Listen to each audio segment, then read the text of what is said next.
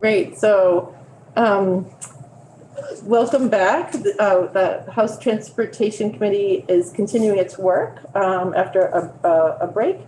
This morning we've been hearing a lot of talk about J-Talk, and we thought it would be I thought it would be helpful for the committee members. Several of us are new to get a little bit of a history and understanding of this appropriation that's within our budget. And to help us understand the history and understand what that funding is for, we have Major Kevin Lane from the Department of Public Safety and Mr. Jason Aronowitz, who's a fiscal analyst with the Department of Finance and Management. So welcome. Glad to have you joining us today via Zoom. And so I understand, Mr. Aronowitz, would you like to start first? Yes, please. To kick us off, thank you so much. First, thank you very much for having me come in. I hope the perspective on history of J-Talk I'll offer will be helpful. It's a pleasure to be back in House Transportation. It's been a while for me, and I see a lot of new faces. So welcome to everyone. I've been the transportation analyst in the Department of Finance and Management since 2004. So I've watched a lot of this happen, and I was told what happened in this regard prior to my starting with the state. So I'll start with that. Please keep in mind that for anything before 2004, I was not here for it. I can only tell you what I was told. Great. So my understanding is that the J-Talk appropriations, which is the use of transportation funds outside the Agency of Transportation and Pay Act, began in the early 1990s. I was told 1991. And the impetus for that is that there was at least a perceived surplus in the transportation fund that the folks in the administration thought could help with the overall needs of general government. So they did a survey around 1991 of all the departments asking, so do you folks do anything in support of transportation, and might you like some transportation fund to help with that? And as you can well imagine, the responses were pretty uniformly positive. Yes, please, we would like some transportation fund.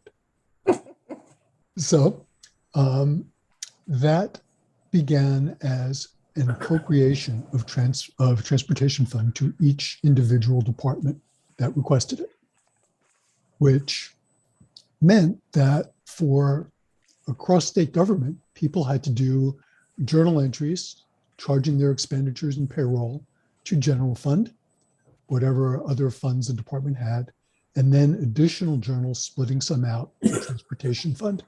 So there was quite a lot of back office work involved in this, and this went on for a long time. Oh, of course. Sorry, so back when there was a perceived history of surplus, do you have a dollar figure? Is it that 44 million or? I don't know the number that the J-Talk appropriation started with. Okay, sorry, okay. The transportation analyst for a long time in Joint Fiscal Office was Neil Schickner. Mm-hmm. And he did a write-up on the history of J-Talk, which unfortunately is old enough that I was unable to retrieve that online. Wow. So I can tell you what I remember from it. It did not start at that $44 million level, but I do not know what the beginning number was. By 2003, which was the maximum, it was $46 million. And I listed in that little handout the departments which were receiving transportation fund and then had to do all that back office accounting work. There are over 30 departments there and many more individual appropriations. So it was pretty uniform across state government. I'll note ACCD did not receive any transportation funds, and other than that, almost everyone else did. Okay. So after, regarding that apparent surplus, the reason I used the word apparent and perceived is because if you look back at the paving budget across many years, you'll see that the paving budget was very low during the time that these supposedly surplus transportation funds were used across state government. Anyone care to guess how much the state dollar paving budget was in 2003 at the peak? 25 million? Good guess. That's what I would have thought before I looked it up. The answer is 9.3 million. Oh, I thought it was 25. So anything that leads to a paving budget of 9.3 million in state funds, I believe, is not indicative of a transportation fund surplus. But that's easy to see and say in hindsight.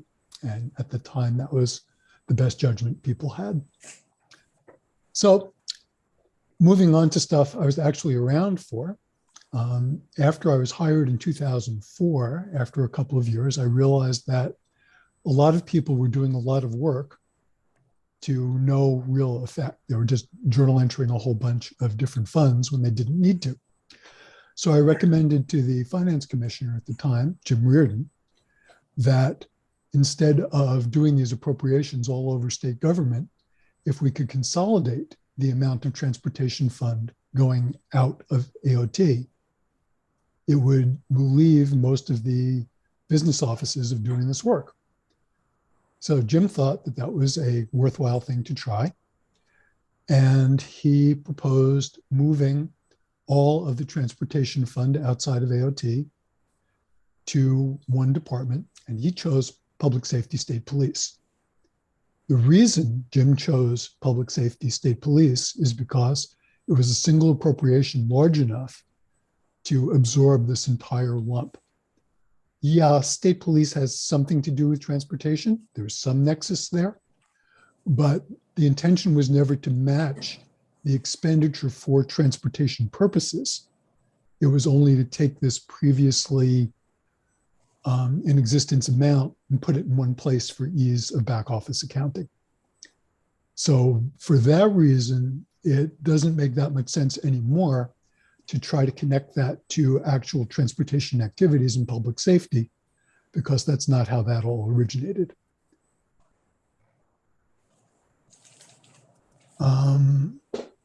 So that is pretty much the history of JTOC. Then over the years, different administrations have chosen to reduce the amount of transportation fund going outside of the Agency of Transportation because of budget pressures in the Agency of Transportation and the failure of the growth of the revenue sources to keep up.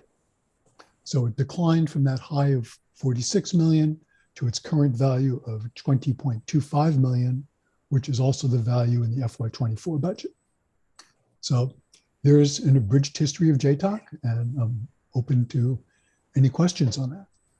Great. Well, this is helpful. This is, for those of us who are new members, it's helpful to have that history because we've been relying on two particular committee members and to get that history. So really, really appreciate that. Representative Carpenter and Representative Burke, who have been here for a number of years. So I want to open it up to questions from the committee, and should we take questions? We can take questions now, and then we want to hear from Major Lane also. So, any questions? Sure, why not? Representative Shaw. Thank you. Hi, good morning, Jason. Good morning. So, the urban legend in the building has been, that I've heard, is that JTOC money went to the Department of Public Safety to purchase state police cruisers. Is that a legend, or is it? I just heard you say that. Oh no, that's entirely correct. There was a longstanding concern in the legislature that state police would not always replace vehicles at the optimum replacement schedule. So to try to encourage state police to replace vehicles when they should, to not incur the later higher maintenance costs, a provision was added to statute where 2.1 million of the funds going to public safety, of the transportation funds going to public safety, shall be used for the replacement and purchase of vehicles. So that was a real concern, and that is currently in statute. So currently it's somewhere there's language that says 2.1 million. Yes, that's in 19 VSA section 11A sub B. Can you say that again, please? 19 VSA 11A sub B. So that first A does not have parens around it. So so of the 20 million or so now, 2.1 million is directed for cruiser replacement or Correct. vehicle. Thank you. All right, other questions from the committee? I don't see any. So maybe at this time, you're going to stay around, Jason, is that right? Well, for the Please full. do. Okay, So- great. So I want to give a Major Lane opportunity to share, present. Yes, good morning. Thank you for having me. For the record. I hope you can see us. I know we look very small on your screen, but well, you look very large on ours, so welcome. Yeah. So thank you. Thanks for the opportunity to come in and explain where we spend our money, our transportation fund. So for the record, my name is Kevin Lane. I'm a major with the state police and I'm the support services division commander. So I oversee our support services, which encompasses our fleet division.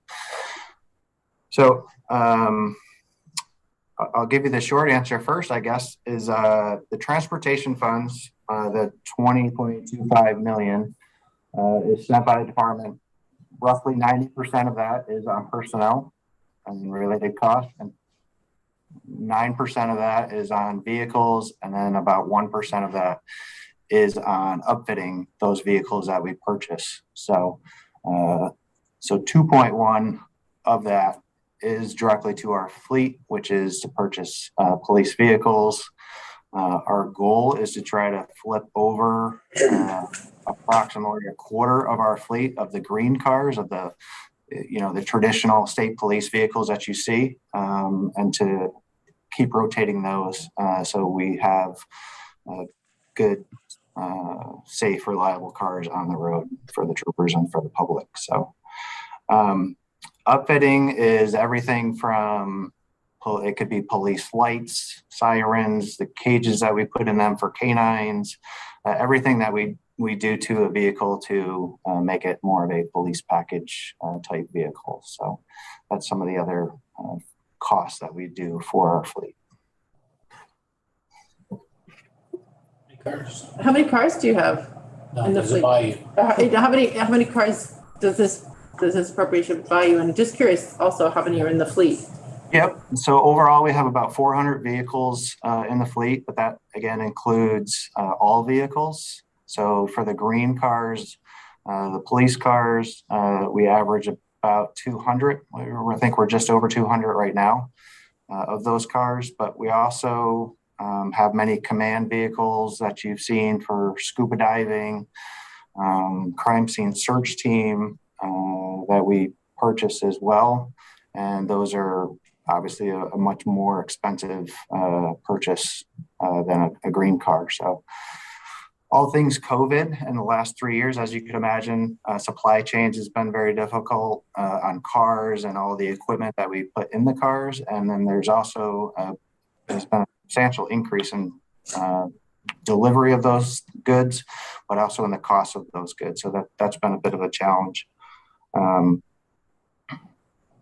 But In terms roughly, of, yeah, go ahead.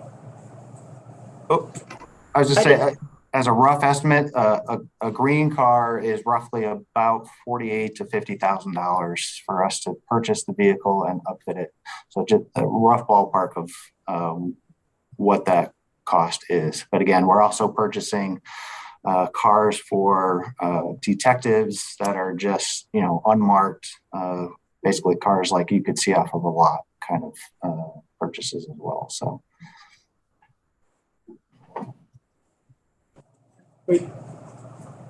I see a calculator coming out. So like roughly 36 cars is buying you? Out of that 2.1 million, yeah. Roughly, right. So we have 3 divisions within the state police. So the highest priority for us is the green cars, and to purchase those over cars for, say, commanders that aren't responding to emergencies, or detectives that will go to emergencies, but they're not first responders. So roughly, it is a little bit cheaper, obviously, to purchase a car that's not a green car and is used as a command for a commander or for a detective. So roughly, that's about right, 36-ish cars. And we heard from Jason that, you know, in the past, there had been concern that the fleet was not being replaced quickly enough. What is the life of a green car, say? You know, what is the best practice for a life of a green car? Yeah, traditionally we would really like to replace the cars about before they hit 100,000 miles is where we'd like to replace them. And that varies from the trooper that's driving them and the response and how much miles they put on it in a year. So.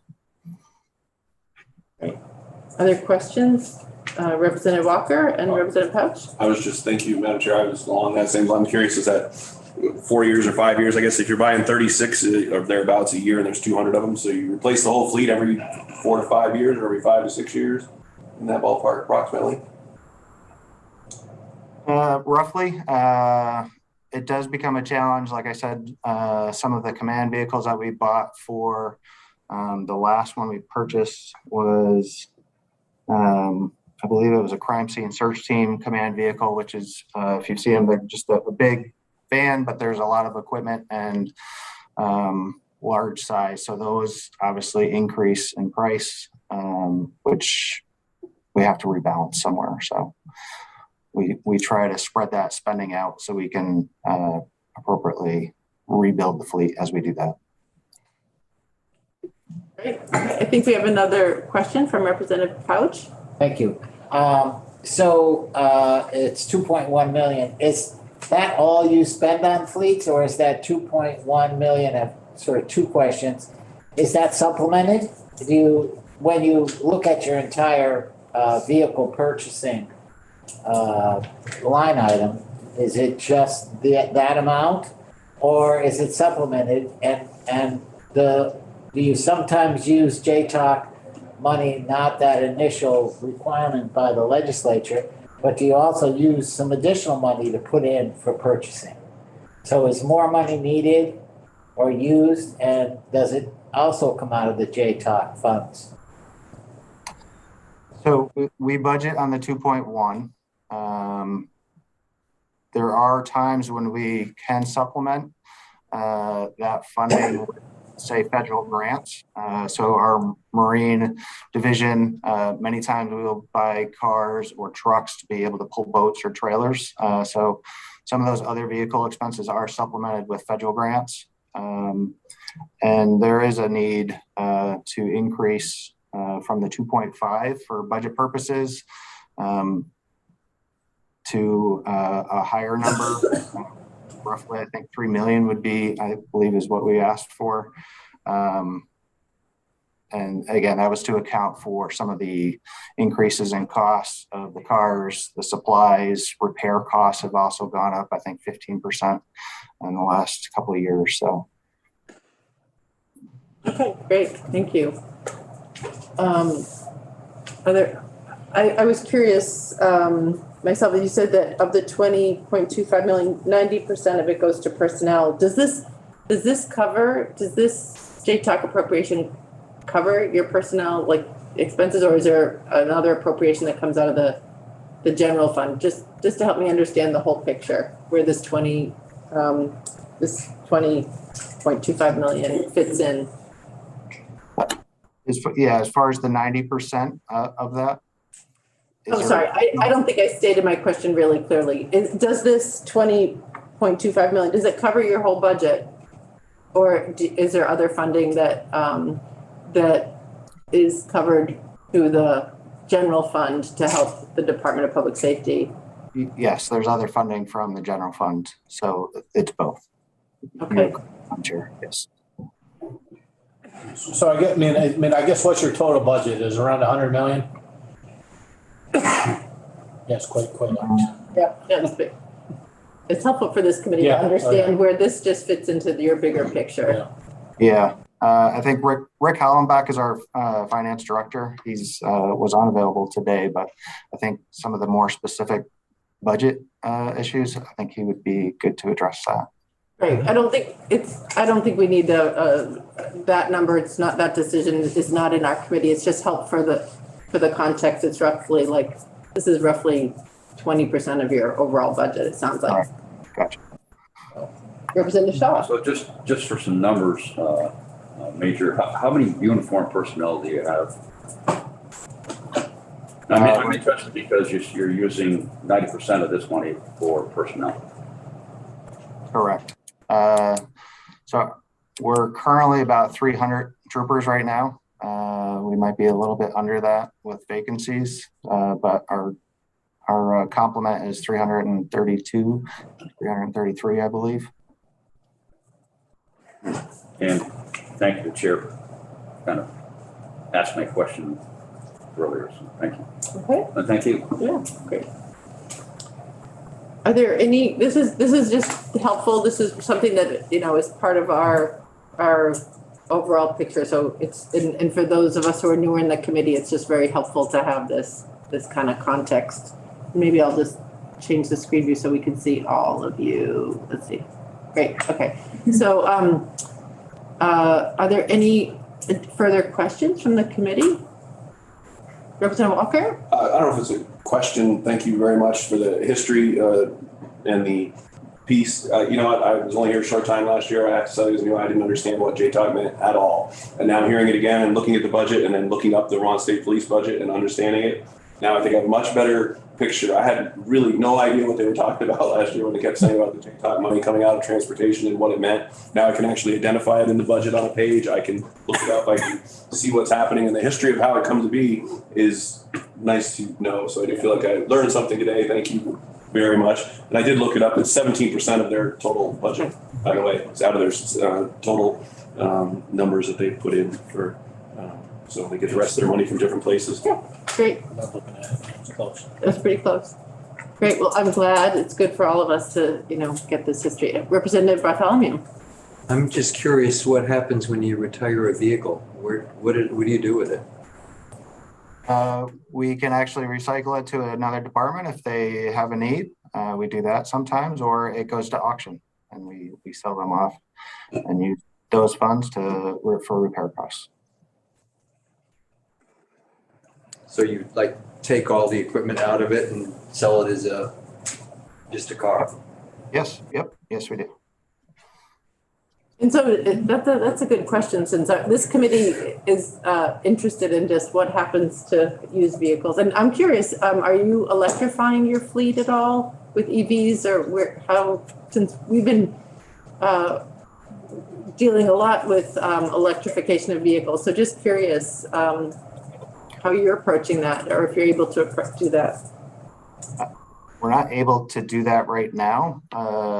But it's certainly a field that we're watching very closely. We're certainly using hybrids where we can. Going fully electric for right now for us and emergency response is just problematic.